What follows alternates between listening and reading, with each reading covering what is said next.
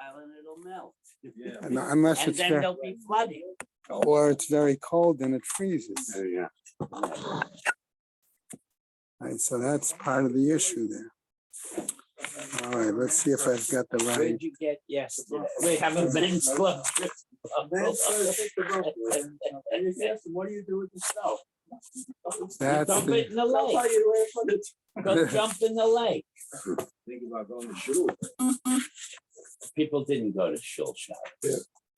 Read it, we'll give you a test on it tomorrow. Thank you very much. We had this, and you should have given it to us a few days ago. We had it in the Gemara a couple of days ago. what's, oh. Say God's Tachman today? Huh? Joe's birthday, you say God's Tachman? Yeah, because the Giants are playing later. Because Biden's birthday.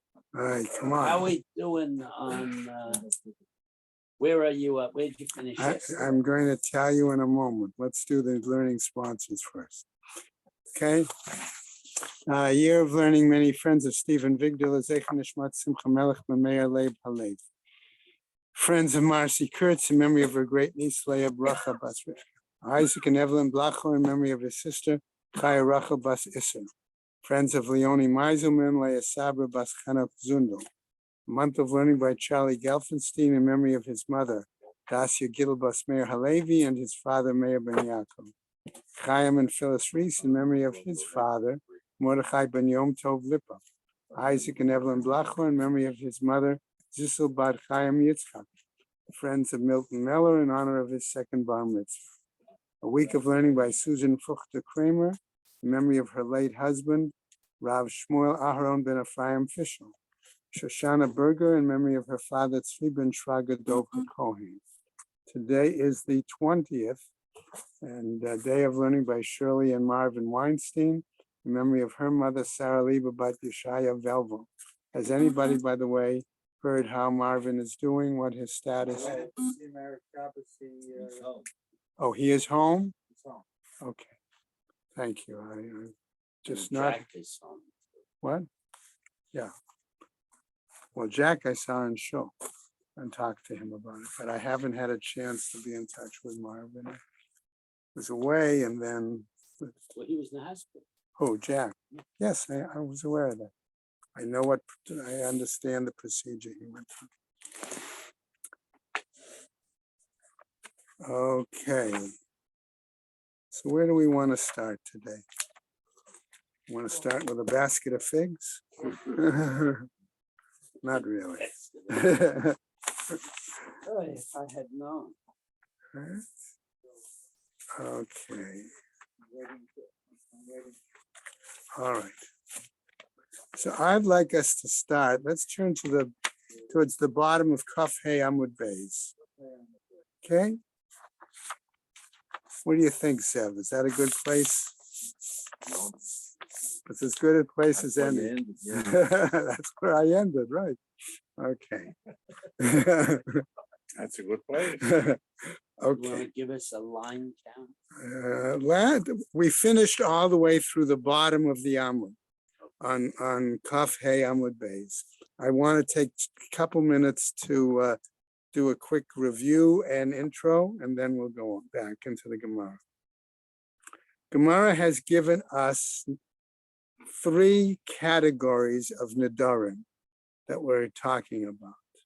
We spent a fair bit of time talking about Nedrei Zrizim, okay, and what that meant, and whether it was simply a let's call it an economic phenomenon situation, or more of a greater social situation, where you try to persuade or encourage someone to do something, okay?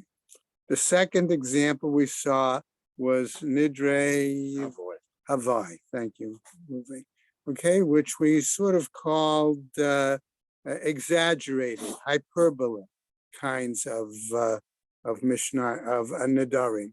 And the example the Gemara gave there was specifically a large number of people, like that number that left Egypt, or a snake, a huge size that had, according to Shmuel, ridges. on its Or back. and Okay. Well, that was the number. Okay. And the Gemara discussed there the fact of, and brought us an important side issue when it focused on the fact that the snake had the ridges, and we were comparing it to a beam for a press, an olive press. And it came back to tell us this was an issue of Mekach Umem, right? Okay, and why? Okay, because if you sell a beam for an olive press without ridges on it, it's not a valid sale. Okay, why is that? Because if you ever look at any pictures of olive presses in those days, that was the only way it was structured, so you can raise and lift the stone that would press the olives. Okay. Okay, Ruffles have ridges. Okay, so we talked yesterday, and I'm reusing this to get into the Gemara, was that since Shmuel was in Babylonia, it's very possible that he was actually not referring to snakes, but crocodiles or alligators or things like that. If you compare the kind of swamps that existed in Babylonia with the Everglades. Okay. You got the anaconda in the every some of those snakes are big, but you Yeah. swallow here. That's true. Okay. I didn't go into yesterday the fact that they discovered a situation where in the Philippines, a woman had gone missing and they found that her body had been swallowed by a python. I make python. What? I make python. Okay. So, I mean, So that was probably as big as the beam. yeah. So I'm saying, so you can imagine, okay, that conceptually, the Gemara is not out of the realm of reality, and particularly Shmuel's comment about the fact that it had ridges and his comparison to that to more like a crocodile or things like that, or an alligator. Okay. Why do I use those examples? Because clearly the Gemara wanted us to understand that this was a second kind of neder. Our Mishnah now on Kaf Hey Amud Beis went into another kind, a third variety. Okay, and these were nidrei shgagot, unwitting or unintentional kinds of. Okay. Right. Okay. Well, we haven't gotten to that yet in a new Mishnah. Okay, but there was that fourth variety. Okay, right, and it went over it in passing, not in the detail with bringing a Mishnah to discuss it. Well, that's what the Gemara is talking about on Kaf Hey Amud Beis. Okay, all right, and it gives a couple of examples there. If a person says a vow, the Mishnah said a vow about something they won't eat, won't drink, and they did already. Okay, things like that. My wife beats my kid, or she stole my wallet. Okay, and the fact is, it turns out it wasn't the case. Things like that. How could you steal your wallet when she's in charge of the money? Okay, no, she knows where I keep the wallet. So anyway, so what's the point? So the Gemara then picks up discussing okay, nidrei shgagot, okay, and it wants us to understand that this again is a kind of neder where it's not a valid neder, and you do not need to go to a chacham or a beis din to get exempted from it. Okay, so that's what the Gemara was telling us. Okay, right. So I want to pick up, okay, with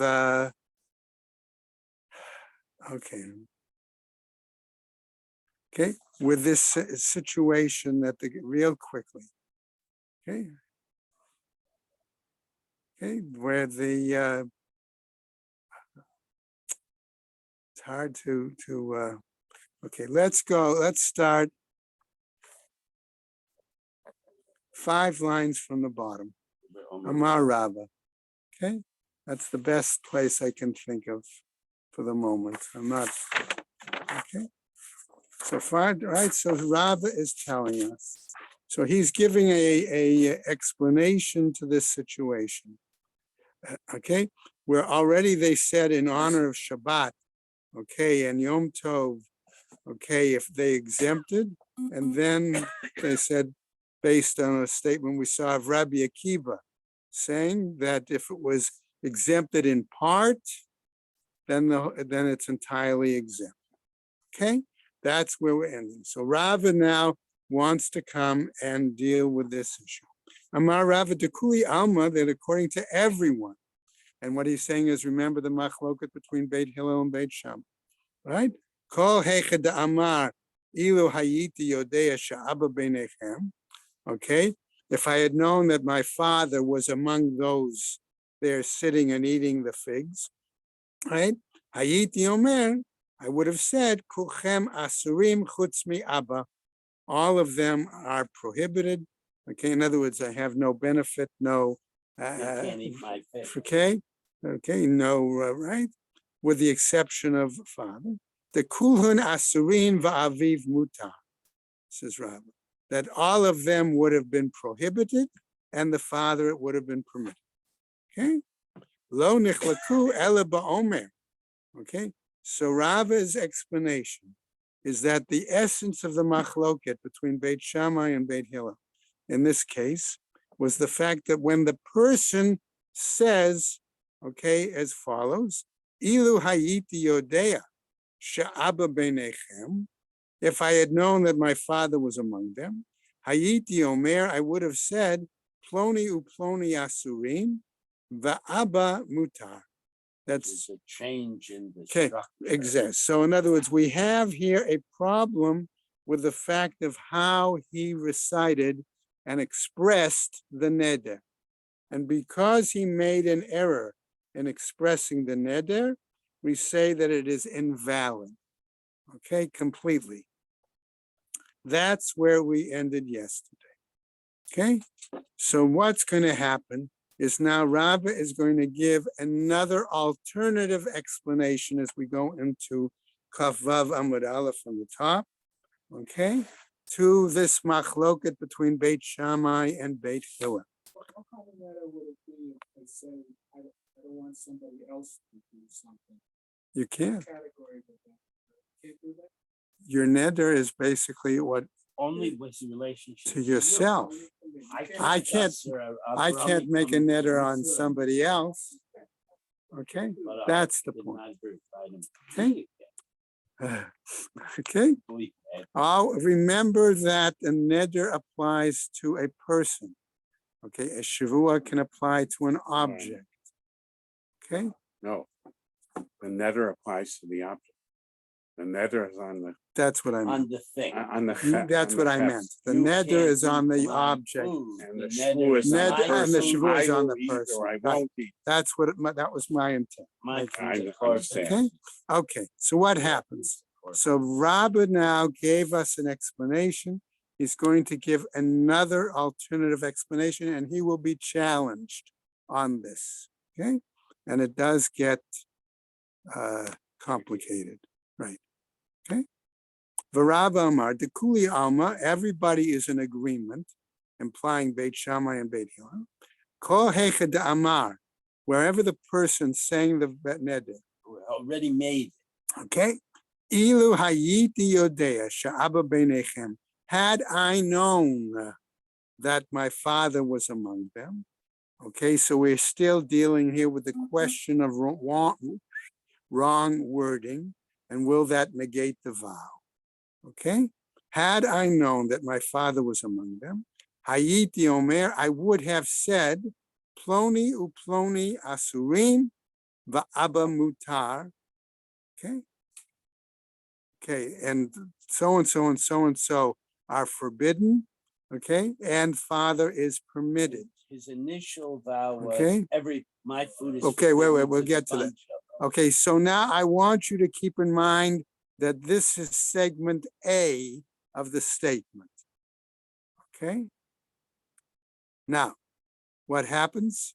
V'kulan mutarin. Okay, we now get to the rest of that segment A.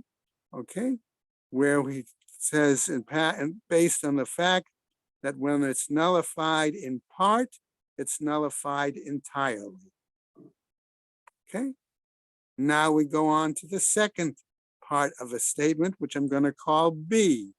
Okay, lo nichlaku ele ba'omer ilu hayiti yodea she'aba beinechem.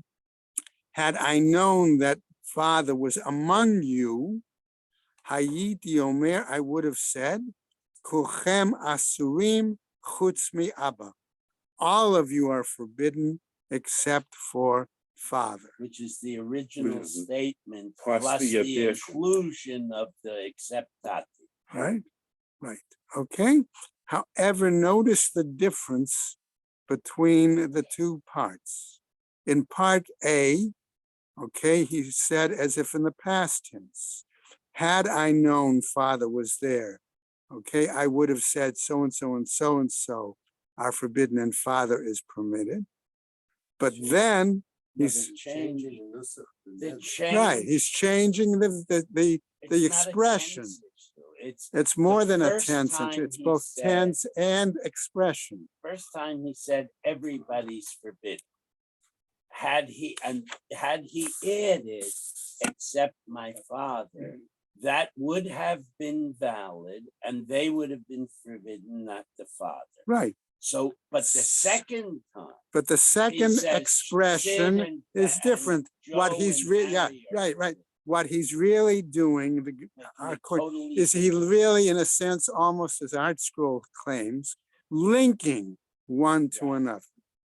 Okay? In other words, we're going And to see making a that. whole different net. Okay, and he's Different making, first and the language of the vow is expressed differently. More specific, but it's the same. It's basic- not, no, Mel. Why? He It's not the makes same. change rather than everyone else. It's not the same. Okay, it's not exactly the same. I could say everybody in this shiur is invited for a tikkun next week because, because I have your site. And then I would say, except so-and-so. Okay, so that would be one thing. But if I were to say it, so-and-so and so-and-so and so-and-so and so-and-so are invited, That's a totally different. that's a very different expression, number one. And number two, by specifying that linking, okay, it does a different, expresses it, and omits people in a different way, or includes people in a different way. The overall general thing is that instead of specifically saying each of the Talmidim is invited, except for Michael, you know, Nah. you're not mentioning names, you're making it a general. But not- it's a different. it's the same thing. No, it's not the same. It has the same import. The end but it's not result, The same thing. the end result, Words matter. well, the end result may be the same. The end result, but the way I express it is very different. Of course, yes. Okay, and So that's if you express a totally different, if you say the same thing in totally different words, Right. then what you're doing is you're negating the entire first neder. That's why everybody is mutter. But okay. if you simply add to the existing neder, I won't invite anybody in the room except Avrami. So if I add the except Avrami, then the everybody in the room words are left intact, and therefore the neder still works. He could, if he wishes, make a brand new neder. We're Right. talking about what Okay, now, happens with the And first what's neder. important for us now, as Yeah. we go on, is that we're going to see, notice what happens at the end. Okay? At the end, he says, all right, kulchem asrim chutz me'am. Okay? Now, why is that second method of expression a problem? Okay, why is it a problem? Because now the Gemara proceeds to tell us as follows. Beit Shammai Savrela Rabbi Meir. Beit Shammai holds according to the perspective of Rabbi Meir, who says, Tfos lashon rishon, follow the first expression. And I understood that the first expression was kulchem asurin. Okay? Ubeit Hillel savrela k'Rabbi Yossi. And Beit Hillel holds the perspective of Rabbi Yossi, who says, Da'amar, Begamar devarav adam nitpas. With the concluding expression is how we understand the situation. And what was the situation? Concluding expression? Chutz mi Abba. Which is different from what he. Exactly. That's the point. Okay?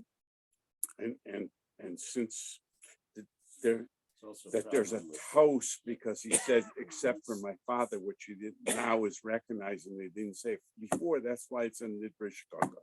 Okay. It's also a shtickle misquoting of Yossi. I'd leave that. Well, but that's beside the point. Right. Then you'd have to go back and look at the other Gemara. Right. Okay? Which we're not going to do now. He did it. Okay? Because they've just given us a quick Did that. summary. Okay? All right. Yeah, a long time ago. Okay. Now, Rav Papa is going to challenge Rava. Etive Rav Papa the Rava. Okay?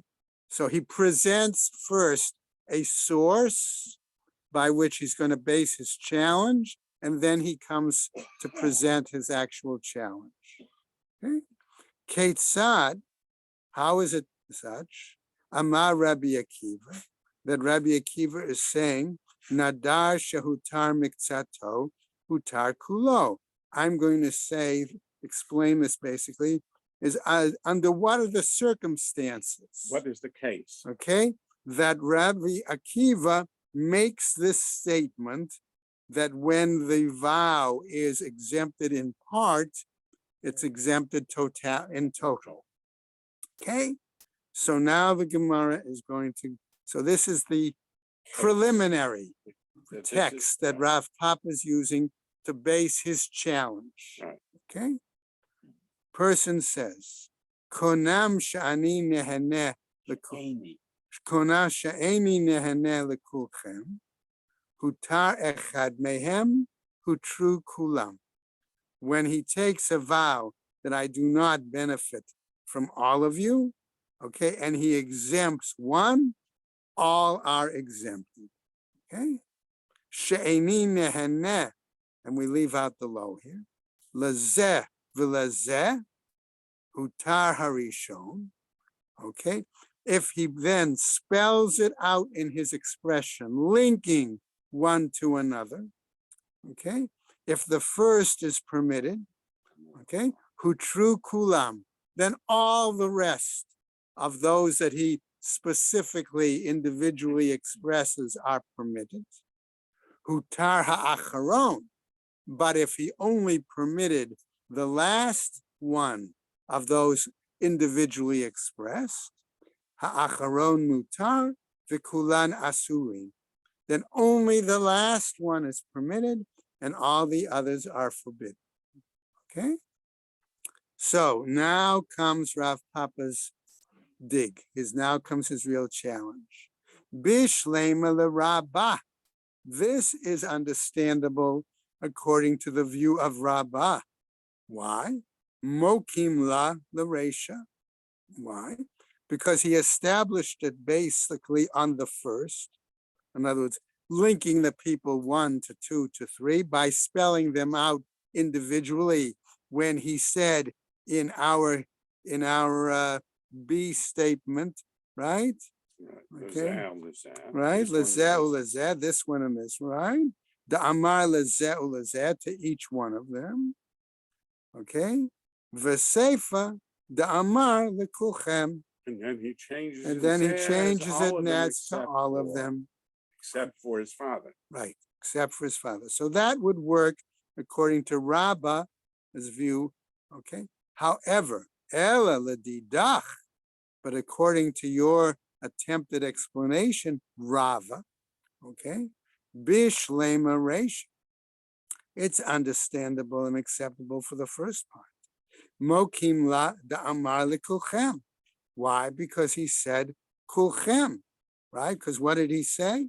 Kulchem asuri, You're ours. right? Da amar kulchem. Let's go over eleb seifa. But when it comes to the end part, the amar the second part, the B part of that statement, the amar lezeh ulezeh. But when he started to express individually each of them, Rabbi Akiva, is that really this? Can we say that that was what Rabbi Akiva had in mind? Okay, in the kind of case or circumstance, saying that exempt one, exempt all. Amai plige Rabbanan alei. If that's the case, why did the rabbis disagree with him? V'ha'amarta, and didn't you say divrei hakol mutar? That accordingly, you said initially that everyone said it was permitted. Okay, that was in the right, that they were all permitted. That was in the first lashon. Amar le Rava, and Rava now tries to come back and answer Rav Papa. Ula Rabbah, okay, and there's a question of whether we need to include the Rabbi Akiva in the girsa of the text here. Minecha, was it really so comfortable? Was it really so appropriate? Sefer b'may mokimra, okay, with the end part, okay, what was he establishing it? How does Rabbah then explain, after discovering his father is present, what the situation is? Da'amar lekulchem, okay, but he specifically said, all of you, okay? Hey, din hu rishon, and then the question that being, which one then is the first? V'hei din hu acharon, and which one is the last? And we saw that Rabbi Akiva's case, okay, or his circumstances was clearly, okay, making a point where it defined it, that only if he exempted the first were all the rest exempt.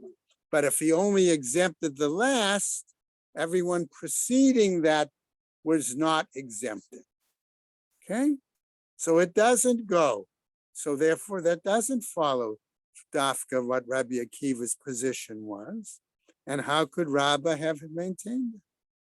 Ela Reisha, the Amar lekulchem, but rather the earlier statement where he said all of them, V'seifa kigon shetzla'an zeh b'zeh.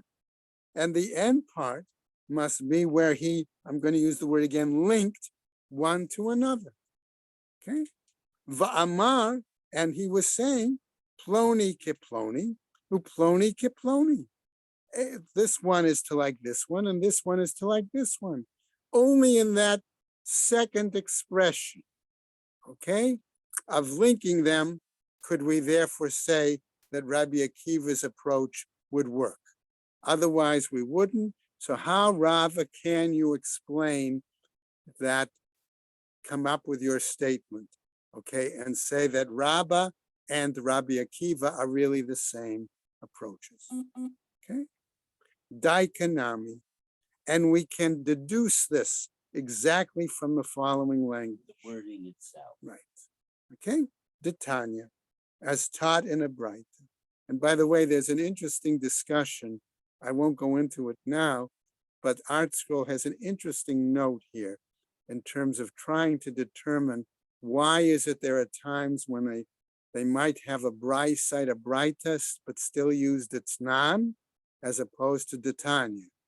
Okay, it's a side note, but it's worth looking at in Art Scroll's notes. Okay, D'Tanya, Hutar ha'emtzai.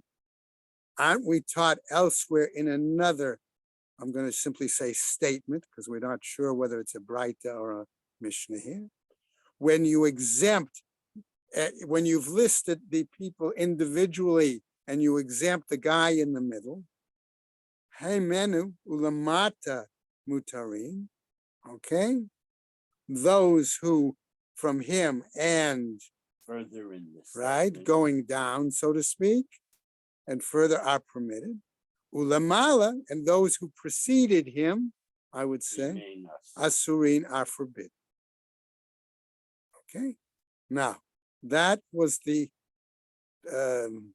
dialogue, let's say, to speak, between Rav Papa and Rava on this whole issue. We now get to another case. We're going to see another challenge to Rava. Etive Rav Adabar Ahavala Rav. So now somebody else comes to challenge Rava. The person says, Konem batsel sha'ani to'em shahabatsel ra lalev. Okay, I take an oath that I will not eat onions because onions are bad for my heart. Amrulo, and people said to him, Vahalo hakufri yafel lalev. But isn't the kufri a variety of onion or a place that grows onions? Two different pshatim there. Okay. Right. I don't know. It's both a place and a type of onion. Oh, yeah. Okay. Oh, in order to be called a Vidalia, it has to be grown in Vidalia County, Yeah. Georgia. Okay. All right. I wasn't aware of that. Otherwise, they're just sweet onions. Okay. Alex, right? That's a good example. Thank you. Okay. All right. What about that? We say that, don't people tell them that no, that variety of onion is good for the heart. Okay. Therefore, says the Gemara, continuing, Hutar bekufre, velo bekufre bilvad, hutar ela bechol habitzalim. If we then exempt and say the kufre onion is acceptable, it's not just the kufre onion, but all other onions would therefore be acceptable based on the position of Rabbi Akiva. If Rava is, okay, all right, if Rava is holding by that as his explanation from Rabbah. Okay. That Mishnah Hillel is actually later. Yes. Problem. Right. What happens? Ma'aseh haya v'hitiru Rabbi Meir b'chol habetzalim.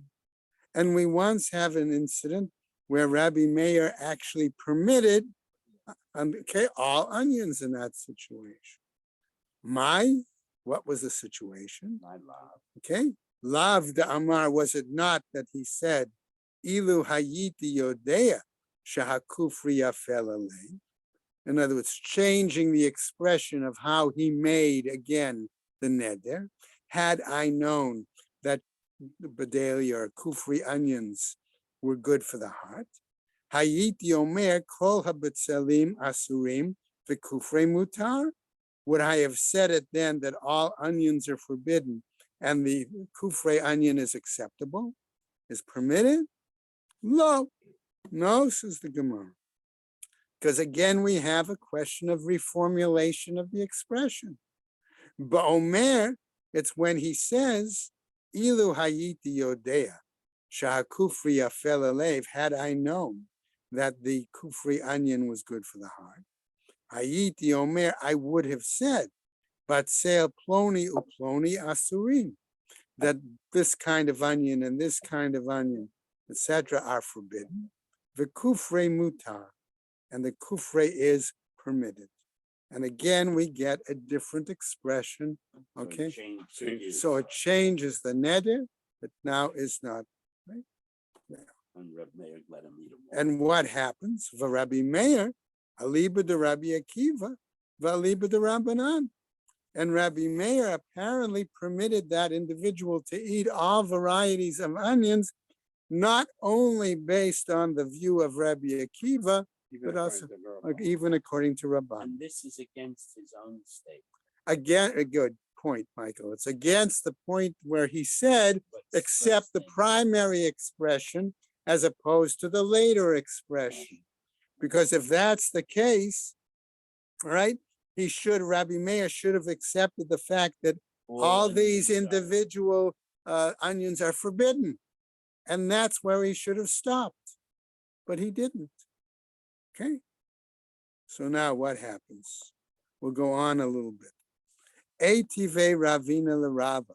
So now another attempt to challenge Rava and his explanation. Okay. Rabbi Natan Omer, Yesh neder shemikzato mutar umikzato asur ketzad. It's possible that one could make a vow where part of it is permitted and part of it is forbidden. Unlike. Rabbi Okay. Akiva. Okay, so this is not parallel to Rabbi Akiva's view. All right? Ketzad, how is that possible? Nadar min hakalkala. He made a vow regarding a basket of figs. Vahayuba banot shuach. And among that basket were figs Super that fig. we're going to call for the moment banot shuach. Now, Art School again had an interesting discussion where here it's suggesting that this has to be superior figs. Okay? That's for Rush, but right? Elsewhere, Right. it calls them Elsewhere it inferior. calls it inferior. That's one. Va'amar, and the person is saying, Ilu hayiti yodea, had I known, shebanot suach betocha, that this superior variety of figs were there in the basket. Lo hayiti no there, I would not have even made the vow. If the other figs were coming over, they were in the bottom of the basket. You didn't know that. Right? Hakalkala asura benot shuach mutarot. Why? Because then the basket would have been forbidden, okay? And only those superior figs would have been permitted. That was old rule. That was the previous rule. practice. Ad sheba Rabbi Akiva, v'limed neder shehutar mikzato, hutar kulo.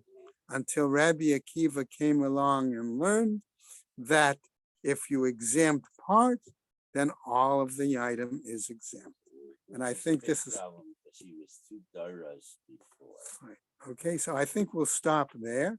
All right, everybody, because then we're going to, all right, because then it goes into more detail on this particular case. So we have to forget. Have to forget. Uh, Ah, Forget this whole thing. uh, Forget this whole thing.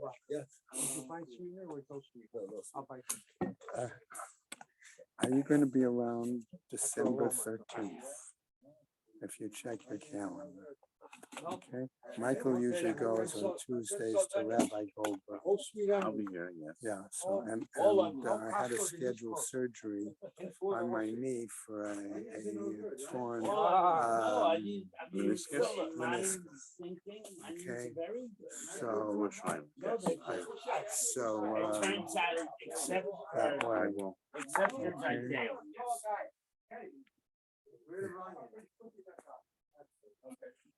All right. Okay, guys, very good. So Maui's. But I just tried to offer you Yeah. comments only that are